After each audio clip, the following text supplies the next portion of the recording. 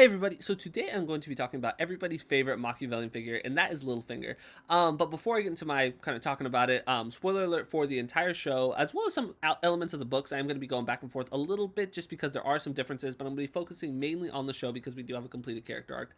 And so let's just jump right in.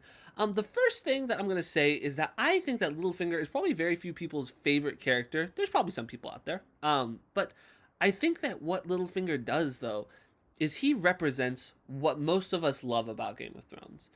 He represents this Machiavellian system that we see play out so beautifully within the world of a Game of Thrones, and he is just this embodiment of the Game of Thrones. I mean, he arguably is the best player in the Game of Thrones when you talk about starting points. I mean, something that's definitely worth noting is that almost every main character in Game of Thrones comes from some sort of high birth. I mean, we have, even the bastards. I mean, Gendry, Jon Snow, Ramsay. I mean, son of a king, son of Warden of the North, son of a High Lord of the North. These aren't exactly people that came from nothing. But Littlefinger is one of those people. He is one of the few. There's a few others. Varys, Varys is up there, but we're focusing on Littlefinger for this. But I think that that's when you talk about where he started to where he ended. I mean, arguably no one played the game better than Littlefinger.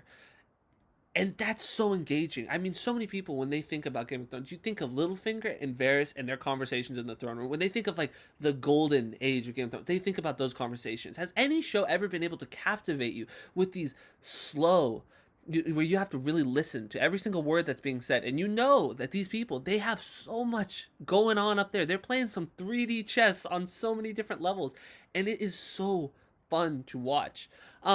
Another element of Littlefinger that I think is really interesting is that he is our first kind of gateway into that this is not a series where the good guy is necessarily going to win. Because you have Ned, early in the show. I mean, Ned's the main guy. Most people would probably have said, who's the main character? Ned Stark. He's there's a lot of people going on: Jon Snow, Tyrion, Daenerys. But Ned, he seemed like this main heroic figure.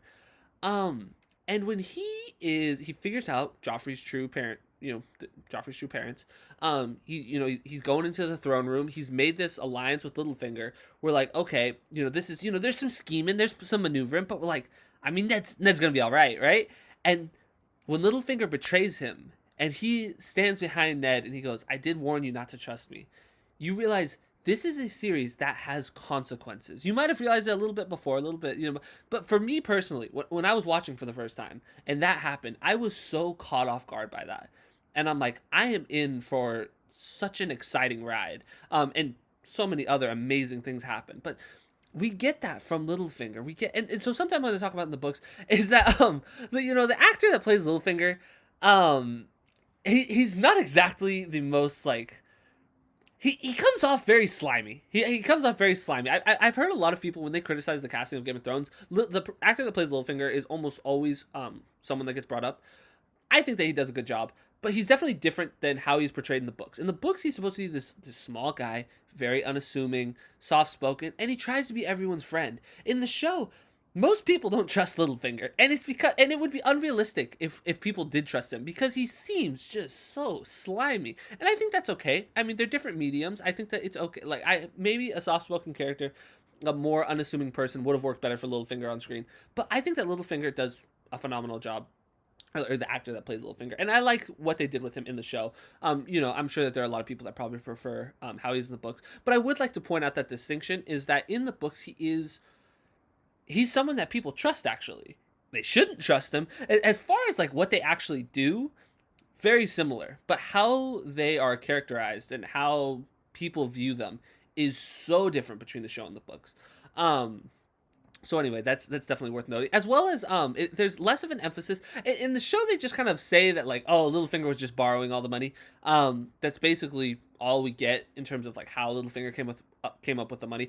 In the books, there's a lot more to it. He did borrow a large amount of money in the books, but there's more to it than that. We find out that he has like put a lot of people in places where like they owe everything to him, so they are going to be loyal to him. He like brought people kind of like him who are like from the bottom, and he kind of brings them up, puts them in positions of power, and now they are going to be loyal to him. But yeah, so that's definitely worth noting. But then let's go back to the show a little bit. We also see that he is driven by one, lust for power. I mean, that's super clear to see. I mean, dude, he wants to sit on the Iron Throne. Whether or not you think that that's a realistic goal, who knows? He gets a lot closer than you would have expected some little kid from the Fingers to get, though. But he's also driven by his love of originally Catelyn, and then what turns into a love of Sansa. And I think that the love of Sansa is honestly what ends up being his downfall. But you know, because he loves Catelyn, and that's a main driver for him. But while Catelyn's around, I mean, she's pretty devoted to Ned. He's playing things a little bit more. You know, he's just a little. He knows that that's kind of a long shot, even though he really seems like he thinks that deep down, like in the end, they'll be together. He knows that he's got some maneuvering that needs to be done. But with Sansa, he has easy access to Sansa, and he thinks that there's a much more likely chance that he'll end up with Sansa. And Sansa obviously looks like her mother, and it's very weird the relationship that the two of them have. But we see some incredible growth coming from Sansa, the way that he kind of like mentors her, and we see him kind of like teach her to lie, and he sees you teach her to play like the game, so to speak. And there's a little bit more of that teaching. I think we see that a little bit more in the books. And I think it's really satisfying to see that in the books. I think at the show it's very implied that Sansa learned a lot from Littlefinger, but we don't get that as clearly, in my opinion, in the show.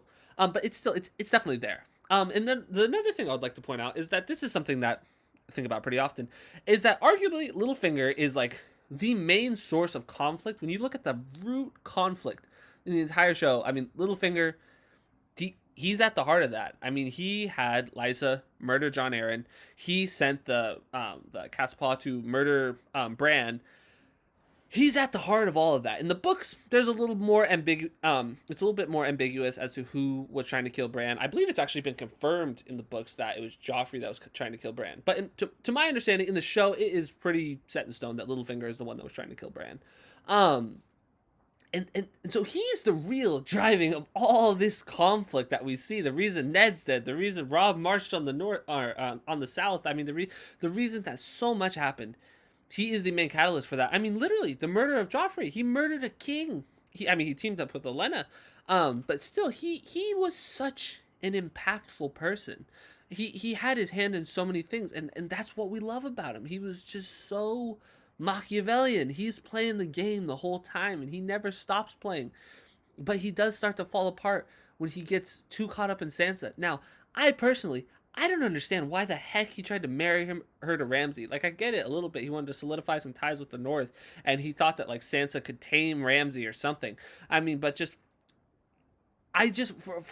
for the feelings that Littlefinger had espoused towards Sansa, I just don't see, one, why he would want to marry her to anybody. I mean, maybe it does kind of make sense that he would, look like he can gain something from that and then probably just poison the husband later.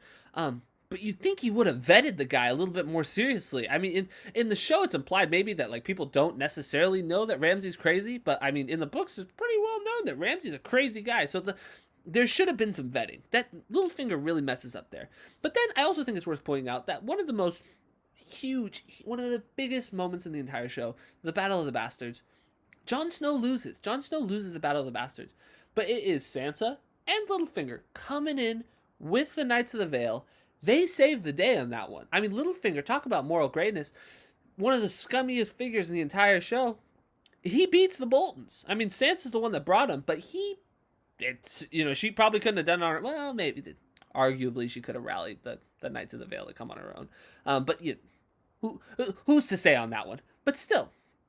And then I want to talk about the end of Littlefinger a little bit, because I think that it's tough to say whether or not the end of Littlefinger in the books will be the same. I feel like there's a lot of things in the books that are going to look a lot different just because there's some pretty big differences.